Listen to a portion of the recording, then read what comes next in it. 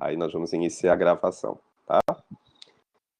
Perfeito! Tutela e curatela. Olha, a gente inicia, vocês estão com o roteiro aí, a gente inicia só informando desde já que esses institutos, de vez em quando eu vou ter que dar uma olhadinha aqui para o material, que são muitas informações, né? Mas esse instituto, tanto da tutela quanto da curatela, né? Elas visam, no caso, direcionar para análise do direito assistencial, né? O direito assistencial que tem por finalidade garantir, né, a sobrevivência, principalmente a sobrevivência material, né?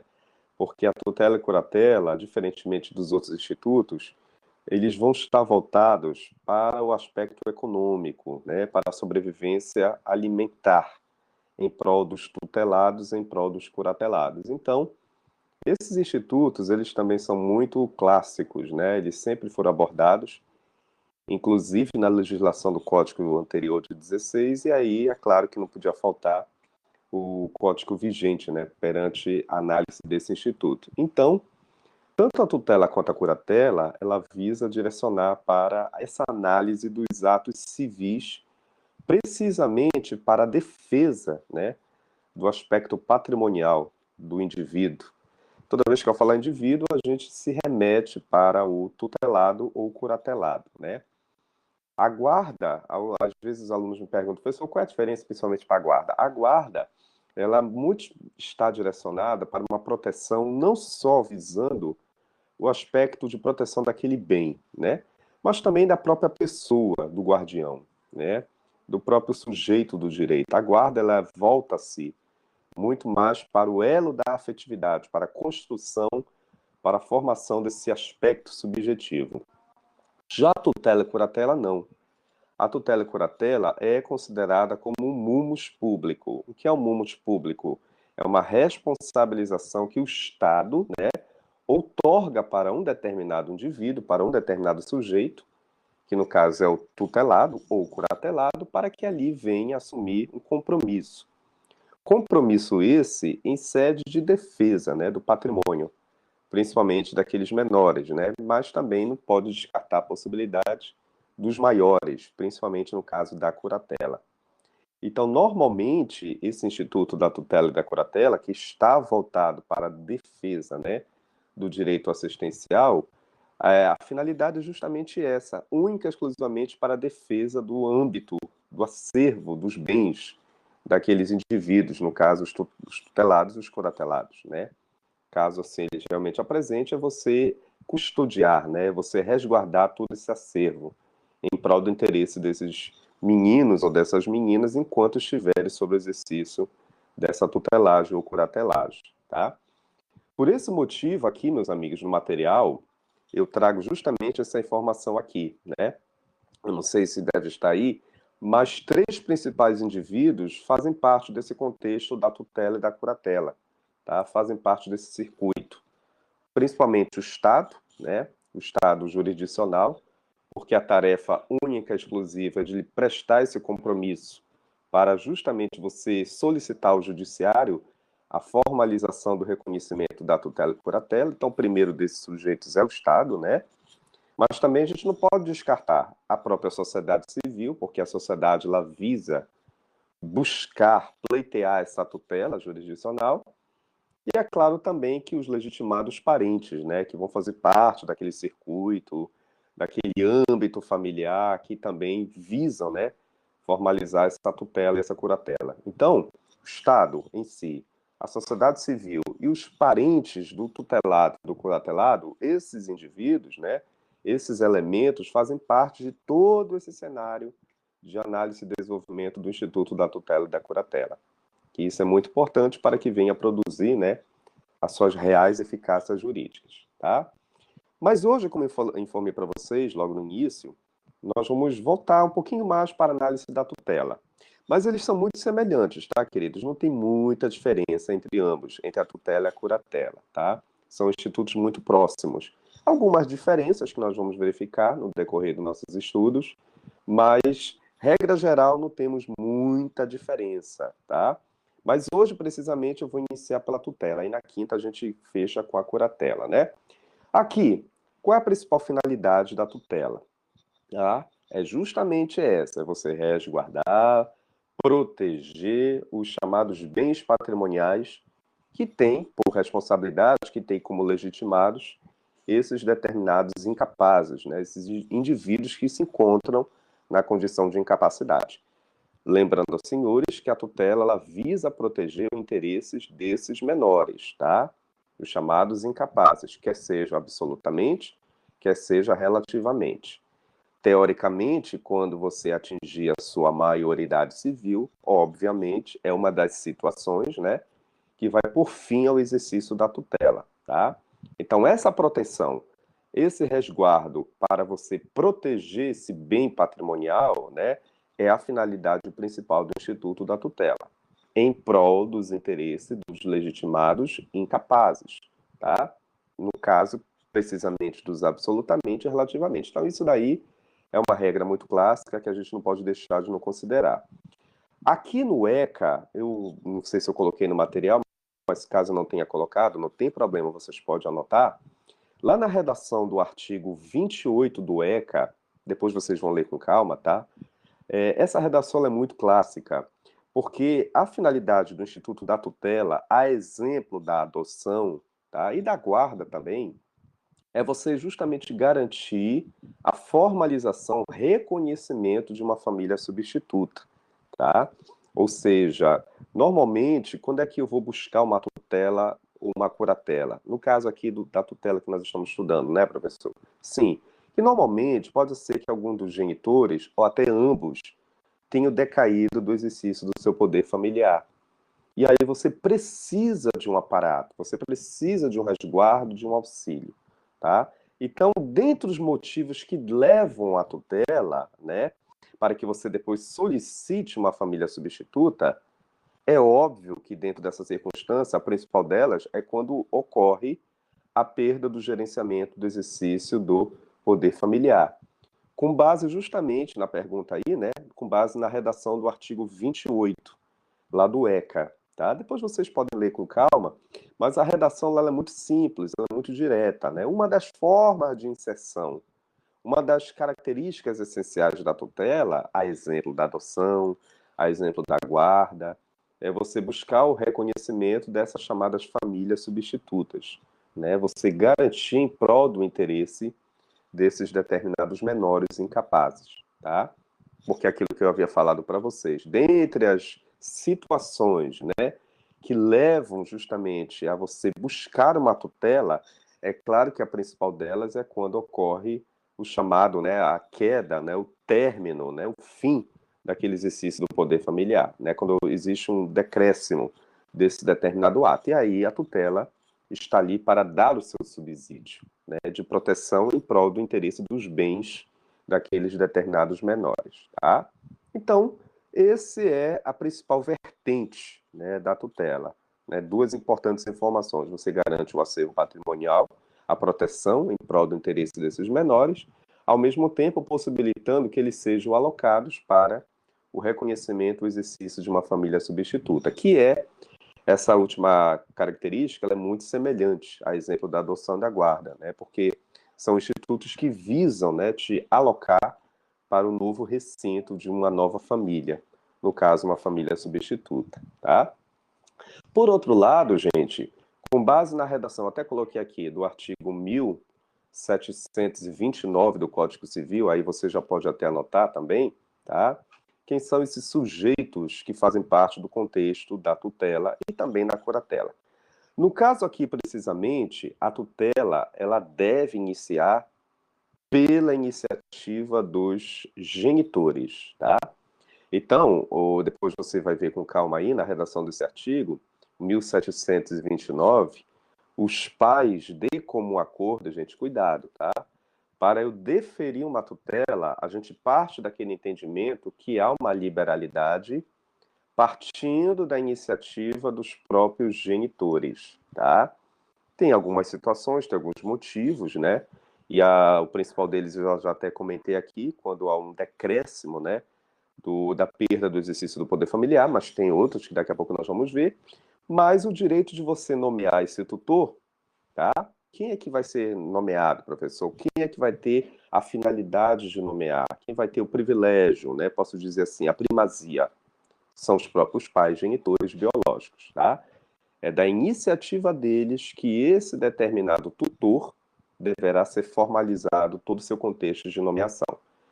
Não pode haver discordância entre os próprios representantes legais, entre os genitores, tá? Tem que haver um consenso, tem que haver um comum acordo. A própria redação do artigo, depois vocês vão ver lá com calma, que existe aquela palavra conjunto, né?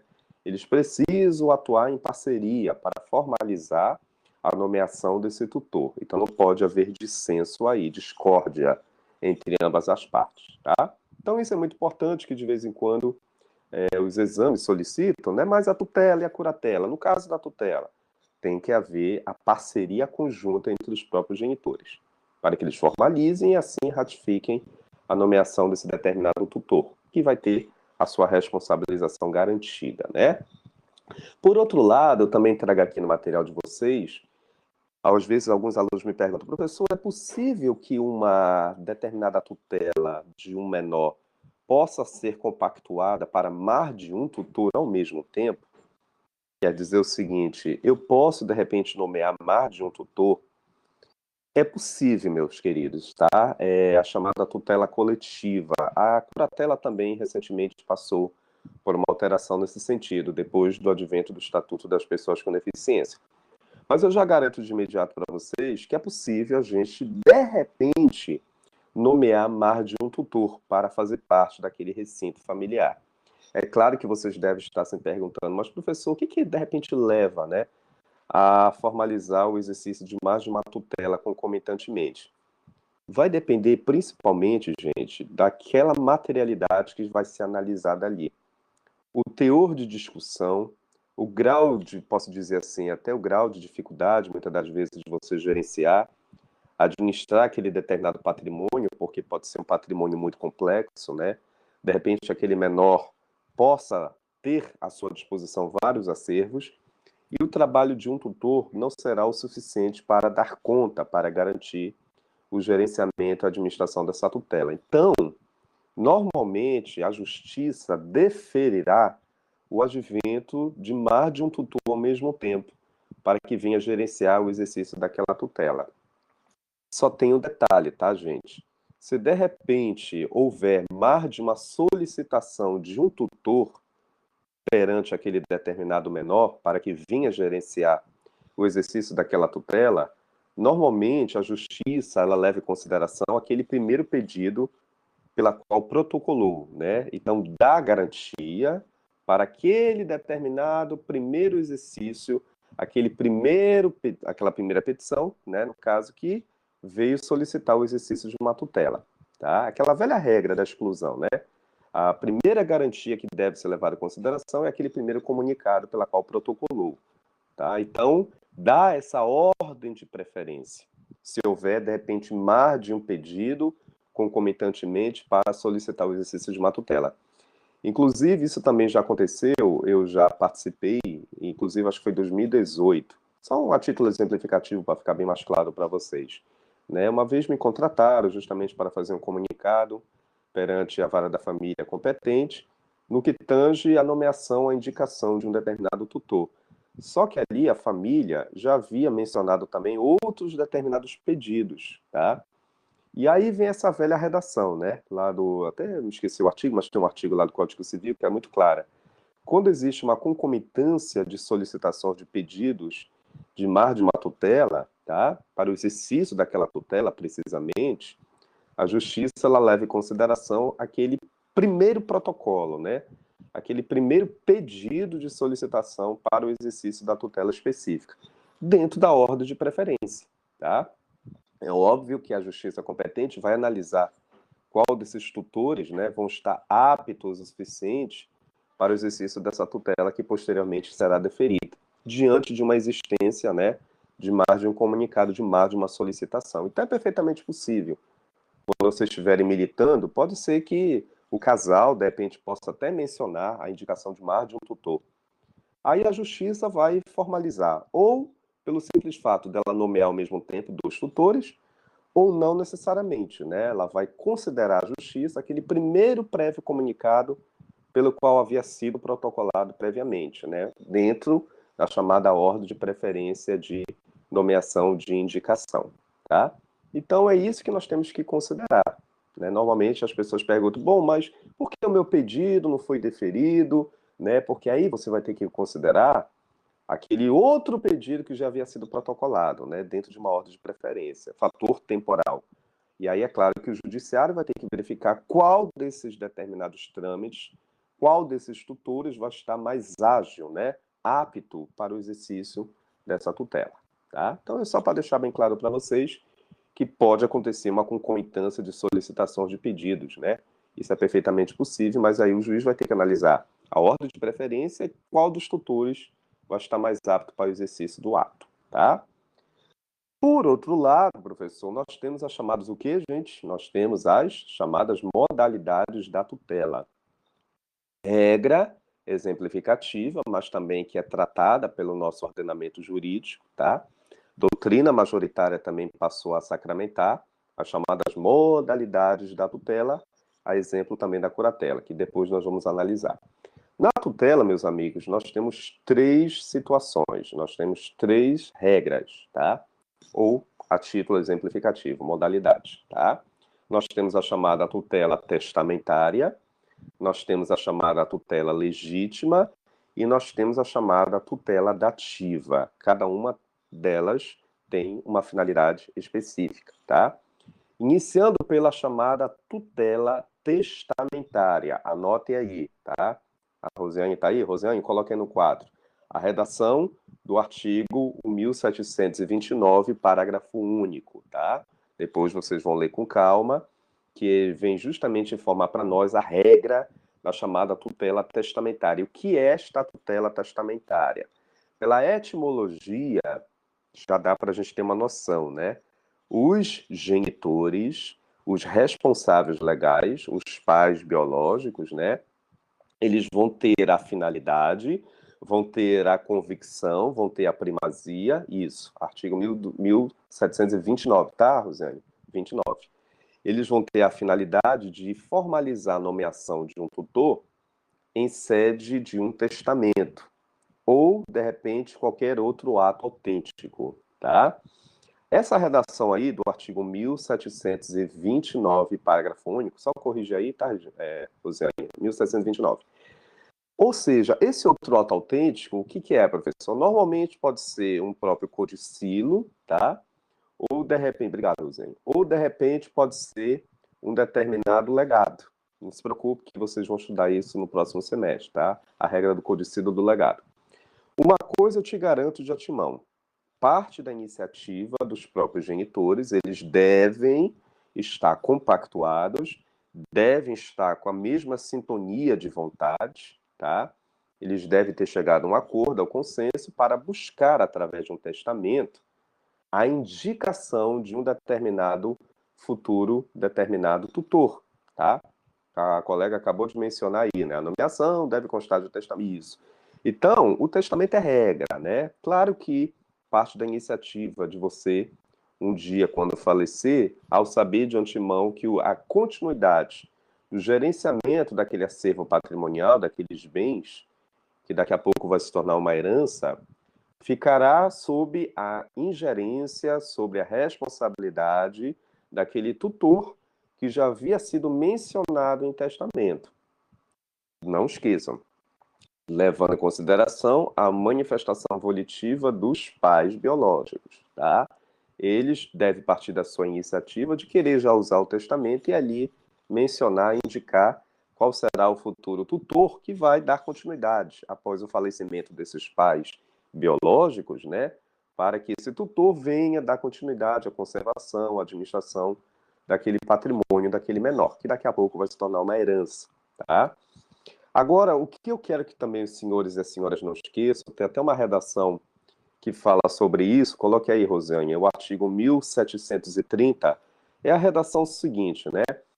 Que para eu fazer um testamento, gente, é claro que os pais, eles vão precisar estar com o exercício do poder familiar definido na época da nomeação do testamento. Cuidado com isso.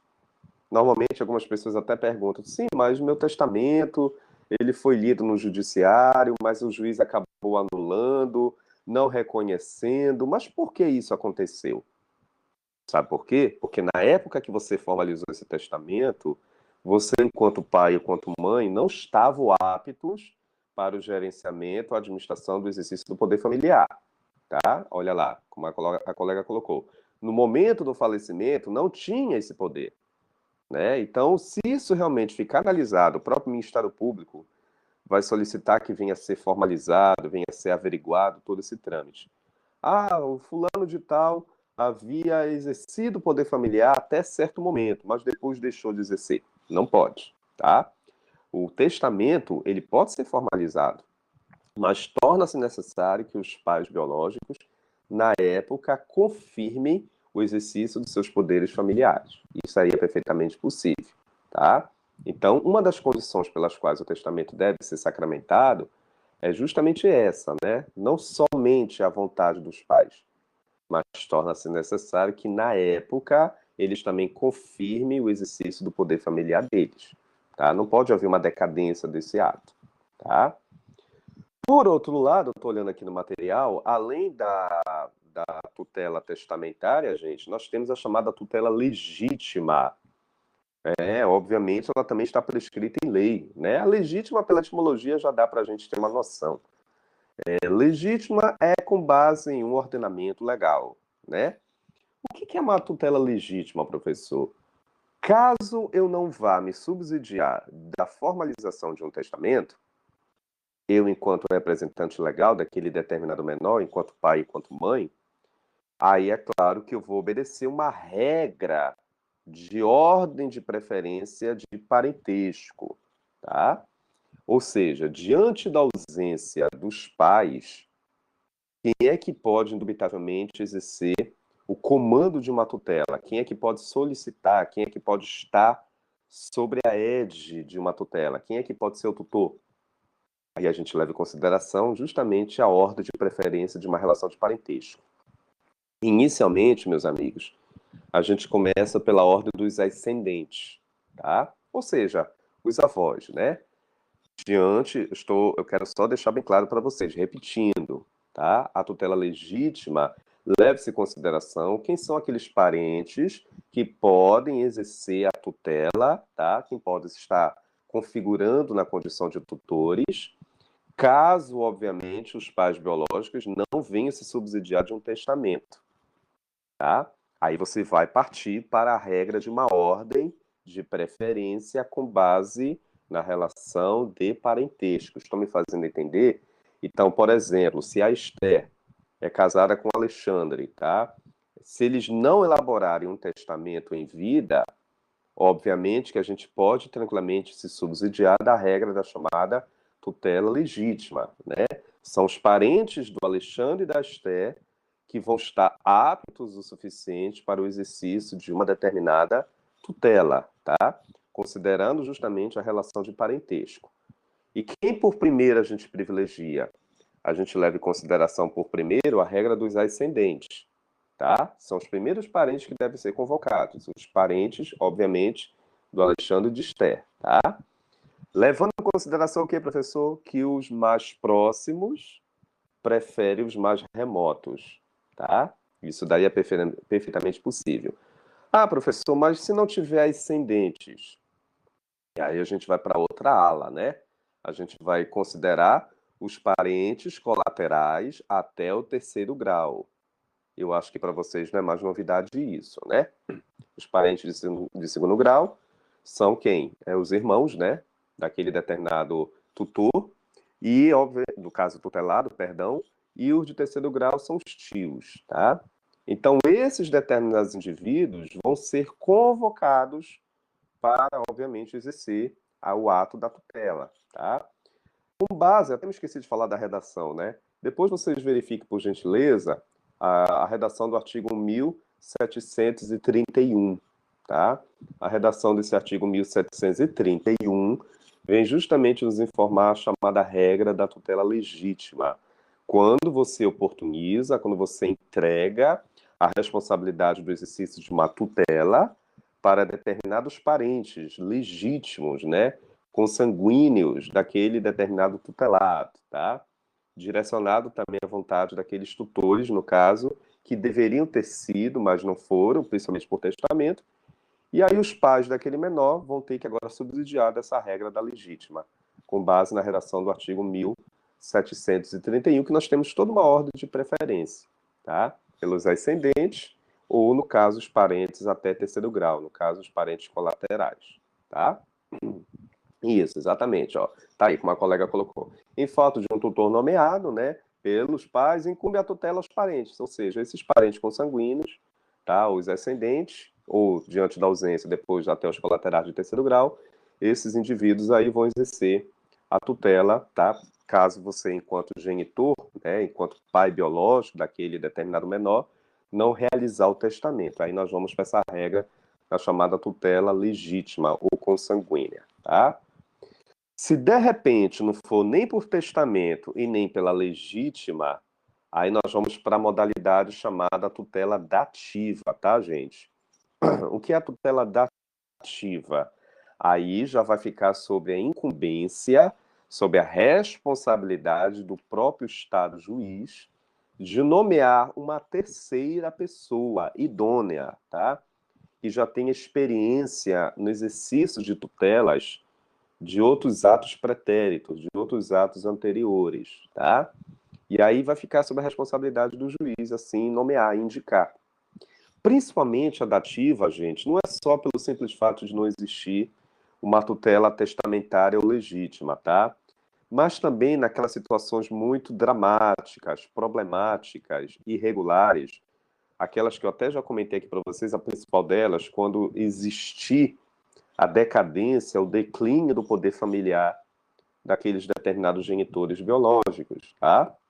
Então, se realmente ficar constatada essa irregularidade, se um deles vier a decair desse poder familiar, é óbvio que o Estado juiz ele também pode nomear, ele pode se intrometer, quando principalmente o Ministério Público até solicita, né, se tratando do interesse dos menores, e aí o juiz ele pode tranquilamente convocar um terceiro, né, esse profissional. Claro que vocês devem estar se perguntando quem seria, professor, esse terceiro.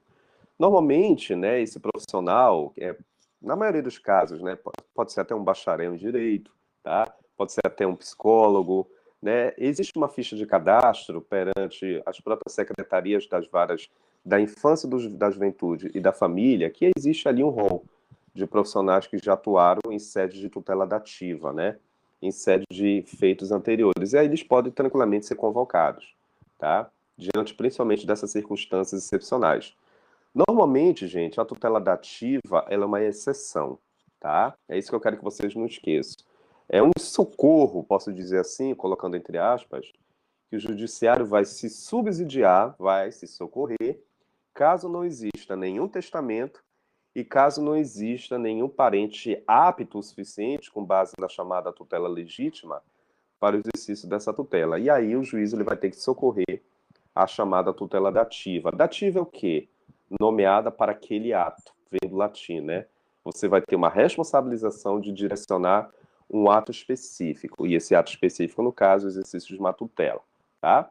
Então, isso é perfeitamente possível quando existir um declínio do poder familiar, ou, de repente, até me lembrei agora uma situação que é tanta coisa, aí me lembrei agora. A tutela dativa também é muito solicitada, caso, de repente, já até exista um tutor anterior. De repente, eu, professor Ari, parente do Alexandre e da Esté, de repente já até iniciei o exercício de uma tutela, mas de repente eu posso ser removido, eu posso ser substituído por um outro determinado tutor. Diante da ausência de um outro determinado parente legítimo, aí o juiz ele pode socorrer a chamada tutela dativa, né? Então, a tutela dativa ela preenche essa lacuna, né? Diante de uma remoção, de uma substituição de um determinado tutor que já havia sido, já havia realizado o seu feito anteriormente. Aí o juiz tranquilamente poderá solicitar a chamada tutela de uma terceira pessoa, ou seja, a tutela da nomeação de um ato de um terceiro, tá? Então, essas três situações que eu estou observando aqui no meu roteiro são as regras clássicas das chamadas modalidades de tutela, com base na doutrina majoritária, a nossa legislação, nós acabamos de verificar, ela vem também mencionar, ela vem também nos oportunizar, apontar, né, essas determinadas modalidades, sem nenhum problema, tá bom?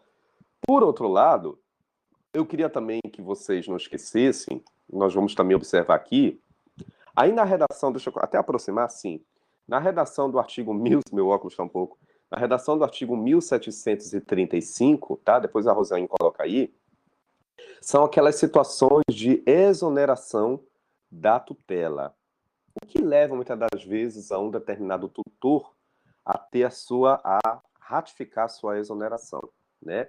Exatamente, com base nessa redação do artigo 1735.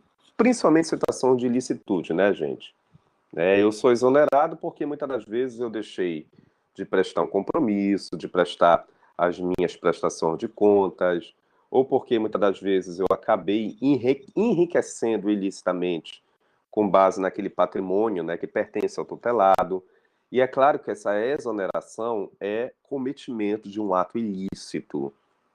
Obviamente que nós temos que buscar o aparelhamento do judiciário. É da competência do Estado juiz solicitar justamente essa retirada, essa saída desse determinado tutor ou desse determinado curador, tá? Então a colega colocou aí justamente algumas situações, diga-se de passagem, taxativas, né, que levam justamente a crer que esse tutor não vai ter finalidade, não tem como ele dar continuidade ao exercício da sua tutela, tá? Pelo simples fato dele ter cometido alguma dessas situações aí de ilicitude. Obviamente que uma vez constatado isso, muitas das vezes o próprio Ministério Público solicita essa exoneração, essa retirada desse tutor, em virtude do cometimento de alguma dessas práticas ilícitas, irregulares, tá? Então eu quero deixar bem claro para vocês que a exoneração, repetindo, já que vocês estão anotando, né, ela leva justamente à formalização do pedido de saída, posso dizer assim, de retirada desse determinado tutor, pelo simples fato de ele ter cometido algum ato ilícito. E tá aí as situações, principalmente, que leva a esse feito de ilicitude, tá? Agora, cuidado que eu vou dizer aqui para vocês. A exoneração, ela é diferente do chamado pedido de escusa da tutela. Professor, eu quero anotar. Anote, tá? Eu vou repetir. O pedido de exoneração é uma coisa, já é de caráter ilícito, que acabamos de verificar, as modalidades que a colega colocou aí, que é diferente do chamado pedido de escusa da tutela. O que é escusar, gente? Eu vou ter a finalidade de solicitar perante a justiça uma desistência. Eu não tenho como mais dar continuidade ao exercício de uma tutela, tá? Então aí eu vou pedir a minha retirada, eu mesmo vou solicitar a minha desistência da tutela, tá? E esses pedidos de escusa, professor, de desistência, também estão embasados na lei? Sim, tá? Depois anote aí, a redação do artigo, é o próximo artigo, né? O artigo 1736. Também são situações que é perfeitamente possível o tutor vir a estar enquadrado em alguma delas, e uma vez enquadrado, ele também pode se solicitar a sua própria escusa, a sua desistência, né? Tem um fator até curioso aí, que a colega daqui a pouco vai colocar aí pra gente, dar uma analisada. Eu me refiro até à redação do inciso primeiro, que fala, dentre as situações de escusa, né, principalmente as chamadas mulheres casadas, né, do artigo 1736. É porque, até então, né, a questão do casamento, você já sabe disso, esse inciso, gente, ele é tradicional, tá? Ele já vem resgatado desde o Código 16. A resposta você já sabe, né? Porque até então o casamento era considerada a única entidade familiar que até então era analisada perante o código anterior, tá? Isso, com base justamente aí nessa redação do inciso primeiro, as mulheres casadas. Uma vez o aluno me perguntaram, mas professor, quer dizer que basta a mulher estar casada? É porque até então, né, a entidade familiar casamento era a única que deveria ser considerada. Então, teoricamente, eu não vou mentir para vocês, esse inciso primeiro aí, ele está tacitamente revogado, pelo simples fato que nós não podemos somente atribuir ao casamento, né? Essa circunstância que pode, de repente, eximir esse determinado tutor do exercício da sua função, de solicitar a sua desistência, tá? Hoje nós temos a união estável, nós temos a família monoparental, que inclusive nós já até estudamos. Mas o que eu quero dizer é o seguinte, tá? Fora desse inciso, as outras modalidades que estão aí nesse artigo, uma vez também concretizadas, formalizadas, tem até uma redação aí que fala quando aquele tutor, de repente, já exerceu o seu ato, ou que de repente continua a exercer, quando ele também apresenta filhos, né, naturais, biológicos, exerce o seu poder familiar, ele está ocupado nesse sentido, obviamente que essas situações, uma vez confirmadas, o juiz ele pode tranquilamente deferir o teu pedido de desistência, tá? Principalmente a questão da tua ocupação, né? Com o exercício do teu poder familiar. De repente, professor, eu já tenho outros, entre aspas, outros filhos, né? Outras ocupações, outras responsabilidades. Não tenho como ser o tutor dessa família substituta. Então, a resposta para você comprovar isso perante o juiz. Você tem que peticionar, informar justamente essas suas ocupações, tá? Porque você está embasado na redação do artigo 1736. Então, é isso que eu quero que os senhores e a senhora não esqueçam. O pedido de exoneração é diferente do pedido da chamada escusa, né? Que normalmente as pessoas até confundem. Ah, mas eu vou me excusar. Mas aí já é formal, é legal, é possível, não é nenhum ato ilícito. Pelo contrário, você tem até uma proteção em prol do seu interesse. Agora, se você for exonerado, é diferente, né? Porque você, infelizmente, cometeu uma situação de ilicitude. E aí, obviamente, você deverá responder perante a esfera civil e, de repente, também até perante a esfera penal. Vai depender do caso concreto, tá? Inclusive, até coloquei essa observação aqui. Diante de umas circunstâncias de excepcionalidade, de irregularidade constatadas, né, é possível que esse tutor venha a ser responsabilizado não só na esfera civil, mas também na esfera penal, tá? Então não confundam, tá? Eu só estou dando essa dica aqui para vocês, que a exoneração não tem nada a ver com escusa.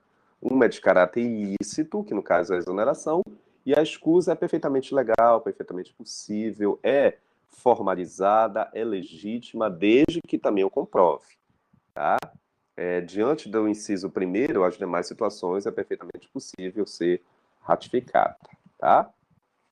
Que mais, professor, que nós temos aqui? Sim, o objeto da tela, né? Agora ficou muito mais fácil da gente entender, né? Como eu coloquei justamente aqui para vocês, essa natureza econômica, a proteção do interesse dos bens patrimoniais do menor, esse é o objeto principal da tutela, né, gente? Então a gente aqui está resguardando o aspecto econômico patrimonial, tá? Daí a grande diferença para a guarda, né? Porque a guarda, eu não viso único e exclusivamente esse ato. A guarda ela é muito mais genérica, né?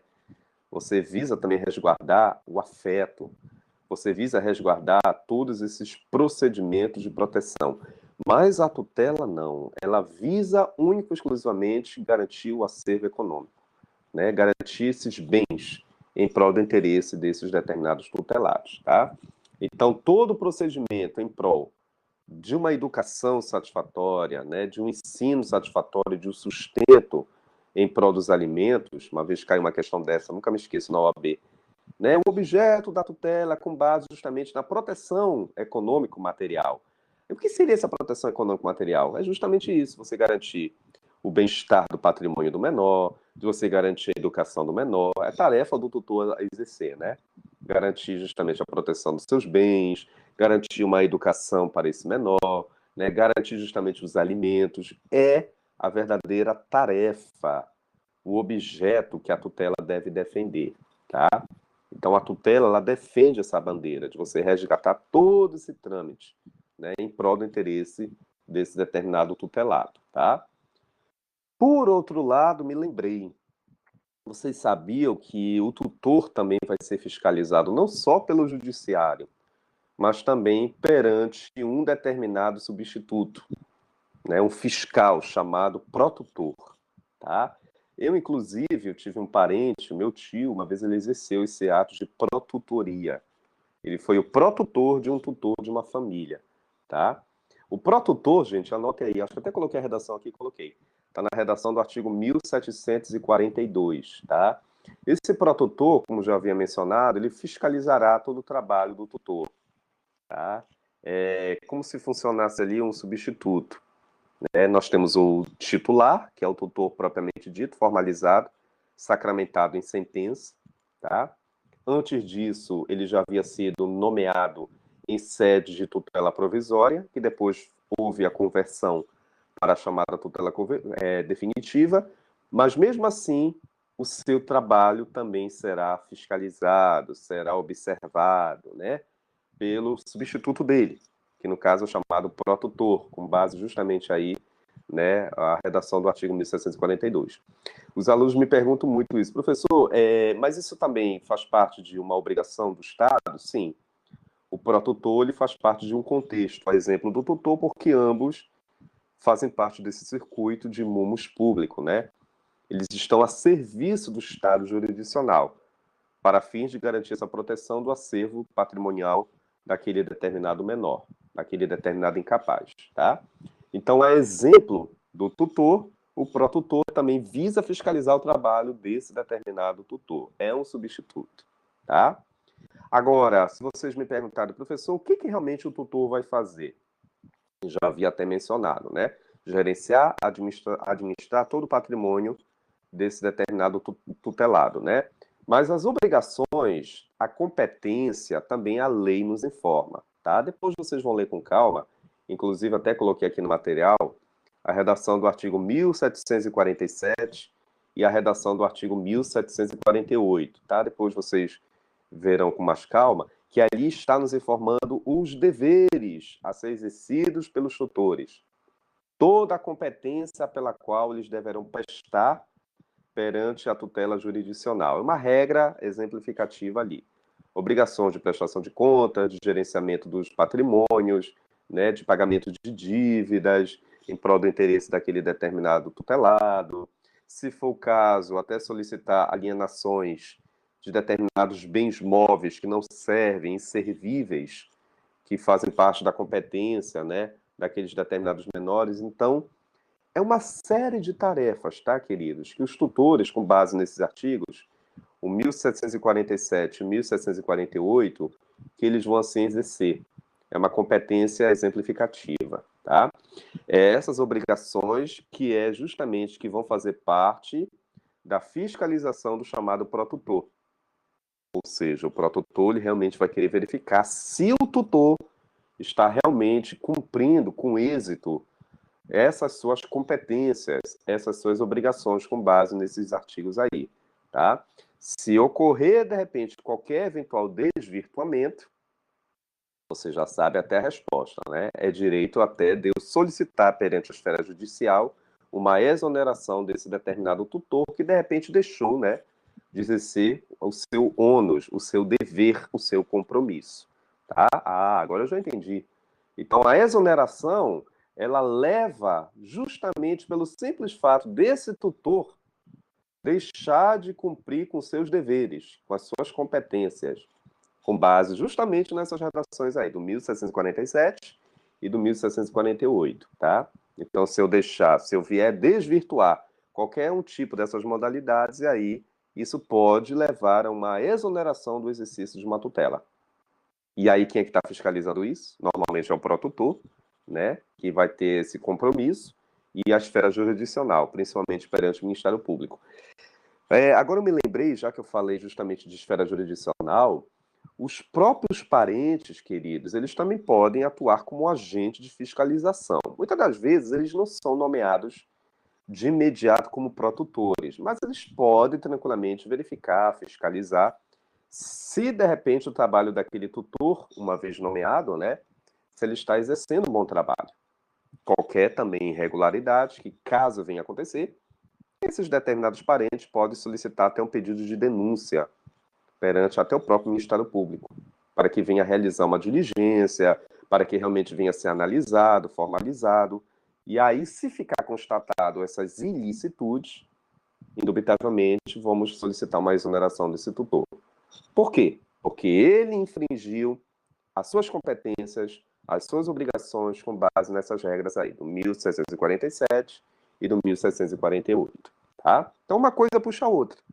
O protutor fiscaliza o trabalho do tutor, o tutor, por sua vez, deverá realizar o cumprimento das suas obrigações com base legal, Caso ele não venha a exercer um bom compromisso, resultado, ele poderá ser o quê? Exonerado da sua função. E não basta ser somente exonerado, né, professor? Ele também poderá ser o quê? Responsabilizado por aqueles atos ilícitos pelas quais ele cometeu, respondendo na esfera civil, se for o caso até na esfera penal. Então, uma coisa puxa a outra, né?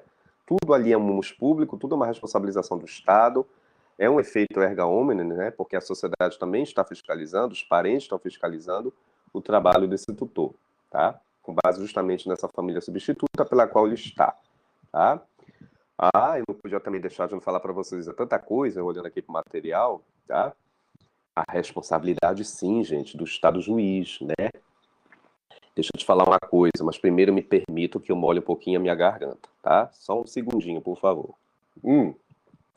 Não esqueça de um detalhe: a responsabilização do Estado juiz de formalizar o pedido, né, justamente da tutela em sede de uma sentença transitada julgado, tá?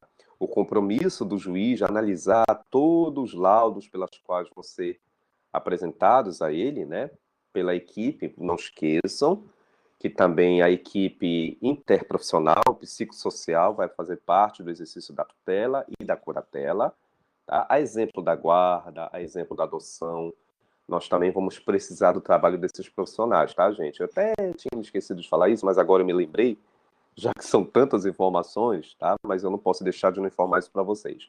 Então, a responsabilidade do juiz é justamente analisar todas as circunstâncias, né? Todo esse trabalho que vai ser desenvolvido por essa equipe psicossocial, interprofissional, tá? A equipe, por sua vez, ela vai formalizar os seus relatórios, né? Vai realizar as vistorias, as entrevistas, tanto dos pais dos genitores biológicos, né? Dos pais biológicos, como também dos tutelados, daqueles pretensos tutores que daqui a pouco vão estar definitivamente exercendo o seu ato de tutela. Então, tudo isso é responsabilidade do Estado jurisdicional. É óbvio que eu não vou mentir aqui para vocês, na regra geral, 99%, a gente inicia pela chamada tutela provisória, tá? Então, você busca o judiciário, você protocola o seu pedido, você vai perpassar por todo esse estágio, né, de adaptação, no caso especificamente para análise psicossocial da equipe, e aí essa equipe vai te fazer entrevistas, né? Principalmente em loco, onde se encontra a competência do domicílio daquele tutelado, tá? E o relatório final da equipe vai ser direcionado para o Estado juiz. Ao receber esse relatório, até semelhantemente ao que aconteceu com a adoção e com a guarda, que a gente até discutiu, né? Com a adoção e com a guarda. Aí, quando o juiz receber esse relatório, gente, dos psicólogos, dos pedagogos, assistentes sociais, ratificando, né, o deferimento da tutela, aí o juiz ele já de imediato defere a tutela provisória, né? Uma espécie de uma adaptação provisória, até que posteriormente ele converta para a chamada tutela definitiva. Então essa responsabilização ela é direta e pessoal. Até coloque aí, Rosane, por gentileza, a redação do artigo 1744. Eu gosto muito desse artigo, tá? Porque ele é muito direto. Qualquer responsabilização, olhem para mim, qualquer responsabilização do Estado jurisdicional, gente, ela é direta sim. E pessoal. Por que direta, professor? Porque os órgãos, o aparelhamento, o instrumento tem que estar em sintonia perante aqueles sujeitos. O Estado ele vai atuar diretamente com base na sua própria equipe, no seu próprio instrumento que está a serviço, né, daqueles determinados indivíduos, no caso aqui dos tutelados, daqueles legitimados, tá? Então, o artigo 1744, 1744, tá? É muito direto, tá? Eu vou ter que atribuir uma responsabilização direta e pessoal para o Estado. Isso, Rosane, obrigado. Para o Estado juiz, tá? Pessoal, por quê? São os próprios profissionais da equipe interprofissional, psicossocial, que vão atuar em parceria, né? O Ministério Público também como fiscal direta, porque eu também vou precisar de todo esse aparelhamento do próprio judiciário, deferimento, né, de vistorias, de entrevistas, de equipamentos que vai fazer parte desse circuito. Então, o Estado ele precisa estar atuante nesse sentido, tá? Direto, pessoal, subsidiária também, né? quando não tiver exigido uma garantia legal, é perfeitamente possível, principalmente naqueles casos de remoção. Mas o inciso primeiro, ele é muito mais atuante. A subsidiária é normalmente uma consequência, né? Quando realmente você deixa de exercer aquele ato de imediato, principalmente naqueles casos de remoção. Um tutor vai ser removido para que outro venha ser direcionado em seu lugar. E aí essa responsabilidade nós vamos ter que atribuir para um outro determinado sujeito, subsidiariamente, né? Aquele sujeito novo vai ocupar o lugar daquele anterior, tá? Mas, nesse sentido, a gente não pode deixar de não observar a chamada responsabilidade, regra geral, né? Ela é direta e pessoal, é atuante, tá? O tutor ele tem que de imediato já ter esse aparelhamento em prol do seu interesse. E outra coisa, uma pergunta que não quer calar, professor, o tutor ele vai ser, como é que eu posso dizer, reembolsado? Ele vai ser formalizado algum valor para ele, né? Alguma garantia, né? Vai ter algum bônus, algum pagamento, algum honorário? Sim, tá, gente? Agora essa pergunta ela é um pouco assim relativa, porque vai depender muito do caso concreto, tá? Uma coisa eu de imediato já te adianto aqui. Normalmente esses valores, tá? Quanto realmente o tutor vai receber, isso tudo vai ser pactuado durante o andamento do devido processo legal e, é claro, depois que ele já tiver acesso ao exercício da sua tutela. Porque normalmente, gente, o valor, tá? O valor que realmente esse tutor vai receber vai estar associado àqueles acervos patrimoniais pelos quais ele vai estar à sua disposição para administrar. Então, quanto mais complexo for o gerenciamento daquele acervo patrimonial daquele tutelado, resposta, maior será a sua remuneração. Isso é muito proporcional. É isso que eu quero que os senhores não esqueçam. Se quiserem até anotar, normalmente existe um tabelamento. Até no próprio TJ, depois eu vou apresentar para vocês esse tabelamento, existe ali umas faixas de valores, que isso pode variar, dependendo também, correlacionado esses valores, àquele patrimônio que faz parte daquele tutelado, tá? Então, quanto maior for esse patrimônio, quanto mais complexo para o gerenciamento, isso vai refletir também no, posso dizer, no pagamento do tutor, tá? E aí vocês devem estar se perguntando, professor, como é que ele vai receber? Ele recebe de imediato, ele recebe mensalmente? Também isso é muito relativo, tá, gente? Essa prestação de contas, que inclusive eu também vou mencionar agora, o próprio Estado jurisdicional vai definir em sentença, tá? Já chegando agora aqui nesse item prestação de contas, né? Que é o item que é muito importante, a tutela não pode deixar de não ser observada. Esses bens da tutela, todo esse procedimento que eu coloquei justamente aqui para garantir esse sustento, o valor que o tutor vai receber, o seu bônus, tudo vai ser definido em sentença, tá? Agora, o período, né, como é que ele vai receber, também é definido pelo Estado juiz, essa periodicidade, tá? Pode variar mensalmente. Normalmente, na maioria dos casos, ele recebe ao final da sua gestão, tá? O tutor ele recebe quando finalizar todo o seu compromisso, mas não necessariamente, tá? Isso vai depender daquilo que foi acordado em decisão, tá? Aí alguém pode se perguntar quanto tempo o trabalho do tutor vai perdurar, né? Existe até uma redação aí de um artigo, que agora eu não me lembro, esse eu não anotei. Depois eu falo para vocês. Mas normalmente é o período mínimo de 2 anos, tá?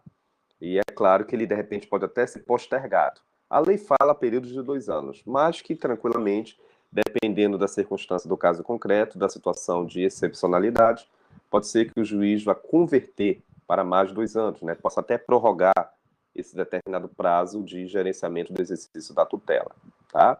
Então, essa prestação de contas, o tutor, regra geral, ele não deve jamais proceder a nenhum tipo de ato ilícito, a tal ponto de, por exemplo, desviar, né, aquele acervo patrimonial, aqueles bens, aqueles alimentos em prol do seu interesse em detrimento do interesse do tutelado. Isso não pode acontecer. Inclusive, já acabamos até de ver aqui no nosso artigo, né, que nós comentamos, um dos motivos pelos quais pode levar a uma exoneração do tutor, né? É quando ocorrer justamente isso, esse desvio de garantia patrimonial em prol do interesse do tutelado, porque aí você vai verificar que ali foi cometido um ato ilícito, tá? Então, isso é perfeitamente possível, tá? Outra coisa aqui que nós temos, isso é bem interessante também, dentro já na prestação de contas. O que é uma prestação de contas antes de mais nada, antes de chegar nessa discussão aqui? Prestação de contas, gente, é uma espécie de um relatório, tá? Vocês querem anotar o conceito? É um relatório que tem justamente essa finalidade de você formalizar, de natureza até contábil, esse relatório, né? Ele é elaborado pelo próprio advogado, pela própria defensoria pública, que você vai discriminar realmente o que vai fazer parte daquele universo patrimonial daquele determinado tutelado. Quais são as contas que deverão ser prestadas, quais são os recursos que deverão ser gerenciados, administrados, financeiramente falando, tá?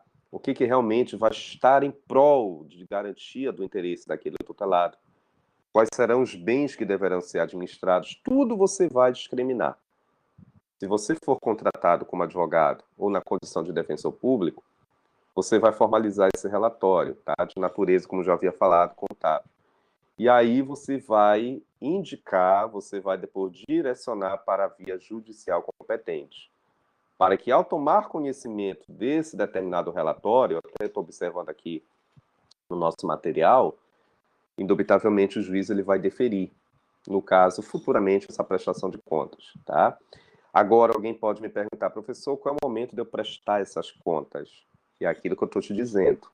Isso é muito relativo. Pode haver as chamadas periodicidades.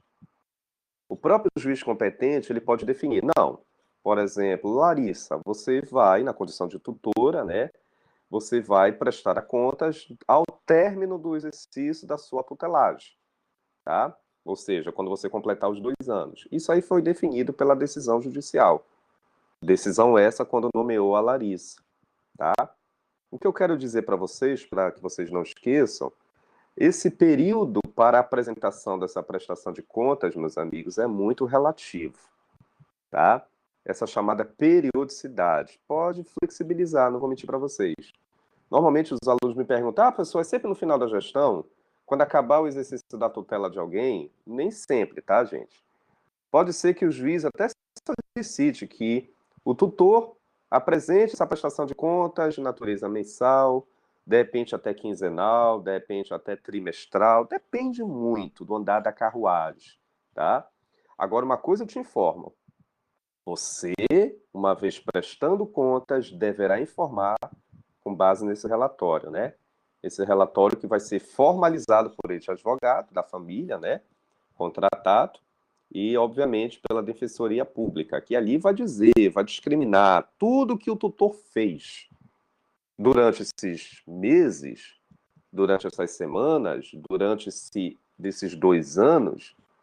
Não basta somente discriminar, mas eu preciso, obviamente, comprovar muito bem, Rosane. Eu estava querendo até me lembrar do artigo, né?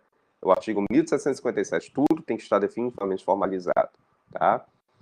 Aí alguém me pergunta, professor, e se de repente não for juntar, pelo amor de Deus, se de repente não for juntar esses documentos, se essa prestação de contas não for, gente, se essa prestação de contas não for formalizada pelo tutor, com base justamente nos seus procuradores, tu já sabes a resposta, né, gente?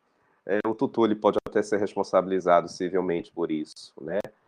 Me cheira até fraude, né? Você sabe que fraude é um vício do negócio jurídico. Isso é perfeitamente possível no dia a dia, você encontrar casos, depois vocês podem até verificar aí no jornal, na internet. Infelizmente, gente, tem tutores que deixam de prestar essas contas, muitas das vezes fecham o seu ciclo de tutoria, terminam o seu mumus público, o seu ônus, mas não prestaram aqueles devidos esclarecimentos naquele comunicado, naquela petição de prestação de contas, né? Naquele relatório de prestação de contas. E aí, infelizmente, eles deverão ser responsabilizados civilmente por isso, e até criminalmente. Casos de estelionatos, casos de prevaricações, de corrupções passivas, né? Enfim, tudo isso pode ser direcionado, tá? O tutor ele pode ser responsabilizado. É muito sério a questão da prestação de contas, tá? Tudo tem que levar a crer que o trabalho está sendo feito de uma forma transparente, sempre levando em prol do interesse do tutelado. o que realmente foi gasto durante esse período, por favor, discrimine nesse relatório. O que realmente foi gasto ali, o que realmente houve de despesa, o que realmente houve de custas, mencione, contrate um advogado, contrate uma defensoria pública, formalize os documentos, junte aos autos, né? Não pode haver nenhuma omissão de informações, gente. Porque se de repente amanhã alguém descobrir isso, pode ser até um parente, até o próprio protutor, informar a justiça competente que pode haver desvirtuamentos, resultado, o tutor ele deverá ser responsabilizado por isso. Ele e aqueles terceiros que de repente fizeram parte desse recinto, né? Desse tipo de procedimento irregular, tá? Então, como justamente a colega aí está colocando, né, o artigo 1757, o artigo 1755, que vocês estão visualizando aí na lei, não basta a gente somente ler, né, gente? Para não ficar uma coisa muito mecânica, ler, mas as redações são muito claras, né? Os artigos, eles, olha lá, eles são obrigados a prestar conta. Não é nenhuma flexibilidade. Se você uma vez é nomeado, se existe patrimônio em prol do interesse do tutelado, não tem para onde correr. Existe contas a prestar futuramente. Quem vai definir isso, é claro que é a justiça. A forma pela qual, o período pela qual eu devo ratificar todo esse procedimento, tá? Sob pena de eu vir a ser responsabilizado. Tá bom? Nossa, já vai dar 4h20. Rapidinho. Como sempre, eu perpasso o tempo, né? Mas antes de fechar a aula, ainda tem uma coisa aqui para falar para vocês, tá? Outra coisa importante, uma vez me perguntaram, sim, professor, mas vamos imaginar, por exemplo, que o Ítalo, tá? O Ítalo atingiu a sua maioridade civil. O senhor foi tutor do Ítalo durante todo esse período, né? Durante todo esse período anual, tá? Aí o Ítalo adquiriu a sua maioridade de uma forma superveniente. E aí, professor?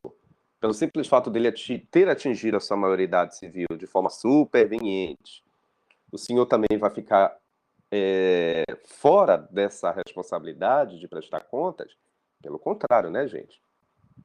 É claro que a providência de imediato é o término do exercício de uma tutela, né? Porque o Ítalo adquiriu a sua maioridade civil. Tá? Vamos imaginar que até hoje ele tem 17 anos, mas amanhã ele vai completar a maioridade. Teoricamente, amanhã, efeito ex nunc, daqui para frente, eu, Ari, não vou ter mais nenhuma responsabilização do exercício de uma tutela, tá? Mas não vai me tolir a tese de me esquivar, de me omitir para que eu deixe de prestar as contas. Não sei se eu estou me fazendo entender aqui. Não é porque o Ítalo amanhã vai atingir uma maioridade civil, de repente até ele adquiriu uma emancipação da maioridade, isso também é perfeitamente possível, não é só fator cronológico, né, gente? Mas também os pais do Ítalo oportunizaram a ele uma emancipação, e eu aqui, Ari, vou deixar também de prestar as contas, pelo simples fato de estar acontecendo, ou que de repente já aconteceu, esses dois episódios, né? Ou um desses dois episódios. Não. Amanhã ele adquiriu a maioridade, cessou o exercício da minha tutela, mas eu também devo prestar compromissos. A minha prestação de contas, desde o primeiro momento que eu fui nomeado até o presente momento, da sua maioridade. Era para ter finalizado o exercício da minha tutela daqui a 2 anos, mas o Ítalo adquiriu a sua maioridade antes de 2 anos.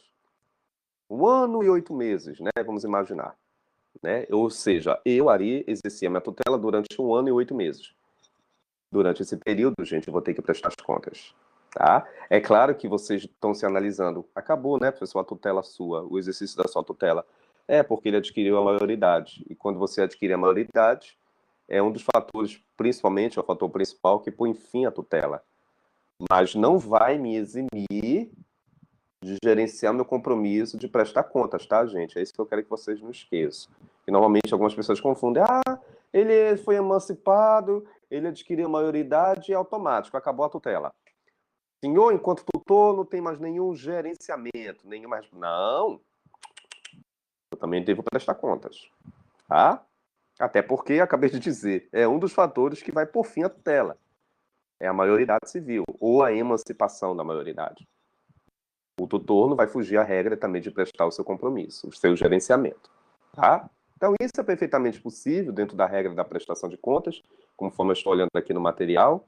a sentença, isso vai definir o período da formalização dessa prestação de contas, como é que ela vai ser formalizada dentro desse relatório, fiscalizado pelo Ministério Público, também por outros determinados parentes que têm interesse, principalmente se tiver ali um protutor, né, que ele vai fiscalizar. Tudo, gente, tem que ser feito de uma forma transparente, tá?